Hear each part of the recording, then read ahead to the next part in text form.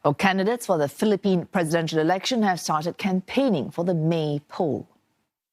Kaya ngayong umaga po sa pag-umpisa ng ating kampanya, niyayaya ko po kayong lahat na samahan kami. Sumama po kayo sa laban nating ito dahil ito ay para sa atin lahat. We wish for better things for our people. Sana makaraos na tayo sa pandemyang ito. Yun ang pinaka-importante ngayon, yung buhay at kabuhayan ng tao. COVID-19 has curtailed much of the usual fanfare and big rallies, with candidates tuning into social media as the key battleground. That has not stopped allegations of vote buying and promises of political favors, which have traditionally dogged the campaign season. Buena Bernal with this report. The next 90 days will be crucial for national candidates to convince voters they are fit for the job. February 8 marks the start of campaigning for the May 9 Philippine elections. The polls will determine the successor to President Rodrigo Duterte. It's a crowded electoral contest, a clear manifestation of the country's multi-party system.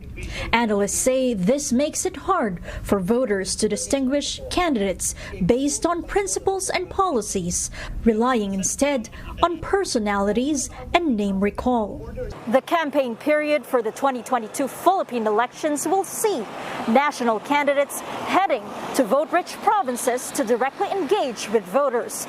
But a key strategy is also courting the support of local government officials who have a loyal following in their respective cities, municipalities, and provinces by virtue of deep kinship ties.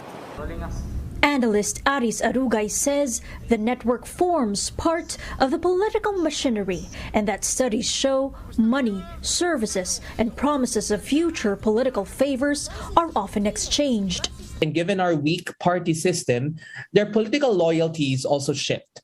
It also depends on where they think the winds are going to blow and whether they could align themselves on a winning candidate or a candidate that will help them in the respective campaigns. Let's remember that the presidential elections is synchronized with their own elections, with their local elections. So they also need resources. A recent forum among 5 presidential bets organized by a league of local broadcasters showed striking similarities in the candidates' platforms, promises of housing, fighting corruption, and greater share in GDP for education and health. Ranking high in pre-election surveys, Ferdinand Bongbong Marcos Jr. was a no-show. Mr. Marcos Jr. is the son and namesake of the late Filipino president who ruled for 20 years, including under martial law. His regime was marred by the torture of thousands of dissidents and large-scale corruption. The family's loot estimated at $5 to $10 billion US. They have long relied on traditional political machinery with a vote-rich political bailiwick in northern Philippines. But Mr. Marcos Jr. is facing disqualification cases before the Election Commission, many filed by victims of abuses during martial law. Such cases can be appealed to the Supreme Court.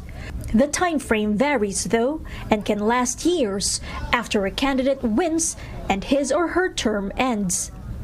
His main rival based on surveys is Vice President Leni Robredo, who in 2016 beat Mr. Marcos Jr. for the post.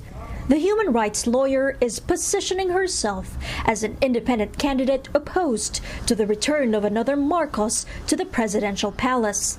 Unity talks between her and other presidential bets fell through last year. Political scientist Edmund Tayo says such talks were bound to fail. The only reason for agreement is to agree on spoils. So if, for example, you are running for president and I'm your opponent, we can only agree to find an alliance if, for example, I will withdraw, but you will give me particular positions in government. Analysts say patronage instead of policy stances is what shifts loyalties in Philippine politics, and that those who are adept in such a game regime of quid pro quo are holding the country back with their nepotistic practices when voted into power. Buena Bernal, CNA, Manila.